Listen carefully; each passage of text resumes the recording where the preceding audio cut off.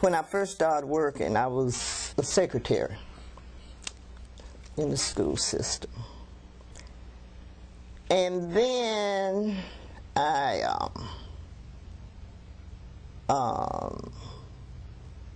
became a registrar clerk, because I had the degrees and everything, but when I first started working, I was working for the Civil Service Commission, so then I became a registrar clerk, teacher status, which was also, we were like assistants to the principal. Okay.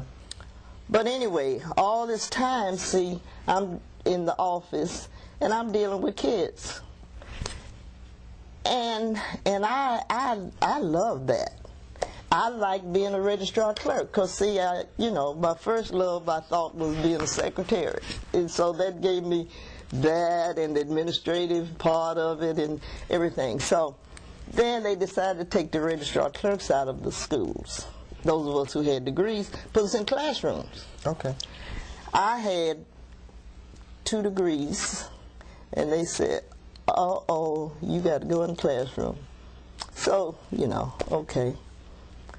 When they found I had a master's in guidance, there was a special project being implemented in the school system. And they asked me to be a part of this special project in the guidance area, which was wonderful. But you see, I didn't realize that, you know, by this time, I knew that I loved working with kids. And then when I got really involved as a guidance counselor, then I said, this is where the Lord wants me to be. And so that's where I stayed until I retired as a guidance counselor. If you were forced to choose one element from all of your career as a guidance counselor, what brought you the most fulfillment? What brought me the most fulfillment?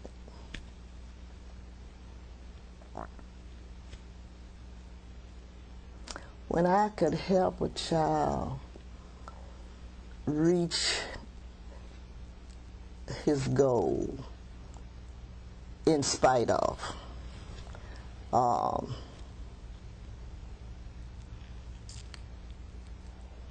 And you know, yeah, that was really fulfilling. Got time for me to tell you this? Please. Okay.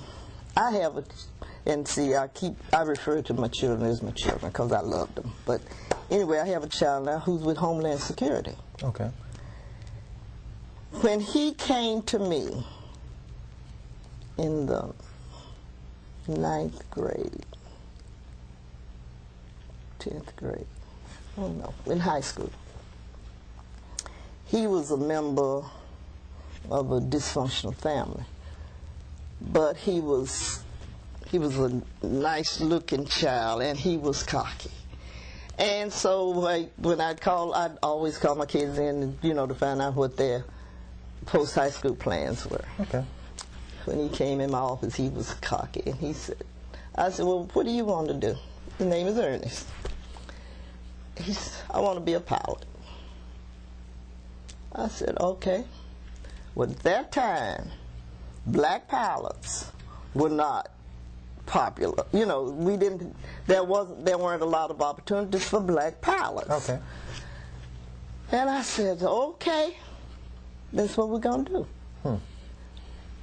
Listen, Ernest, that child, when he finished pilot training school, I went to his graduation, and I almost shouted when I thought about from where he had come and had achieved this goal, because this was his goal. He never changed. Wanted to go to school, didn't want to go to Tennessee State. Wanted to go to school in Michigan. When he graduated from high school, couldn't get in. And so we had tried some other schools, but it didn't work. And so he left out of my office one day, and I said, well, would you consider TSU? and tears welled in his eyes, and tears. No, before that, he had said he wouldn't consider TSU. And then finally I said, well, you know, we've tried a lot. Would you consider TSU? And tears welled. He said, okay, if you say so. And he went out. He went out the door. Didn't even look back. Tears welled in my eyes. But it worked. The Lord was in it. He went to TSU, got in ROTC, and was a top man in ROTC. Wow. We talk about that now, and I said, you know, the Lord didn't intend for you to go to Michigan, because you wouldn't have made the record in Michigan that you made at TSU. Right. He was top man at TSU, went on pilot training school. And when they pinned those wings on that boy, Ernest, I just almost shouted.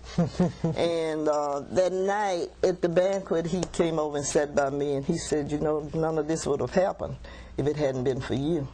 I said, oh yeah, it was you. You were the one who wanted to do it. I didn't. Only thing I was just there to help you to achieve your goal. But it goes to show, it showed him, and it was another indication to me that, you know, we can achieve our goals if we're willing to work. Definitely. And here was a child who had to almost look after himself. He worked, went to school and worked, but he made it, and with Homeland Security now, because he did those 20-some years in the service, came out as a lieutenant colonel. Wow. And didn't have any trouble getting a job. So he's with Homeland Security. So that was one, because I tell people all the time, I got children everywhere, and I'm proud of all of them. But you said, you know, that was one that, you know, I knew the struggle that he had experienced, but he achieved his goal, and more.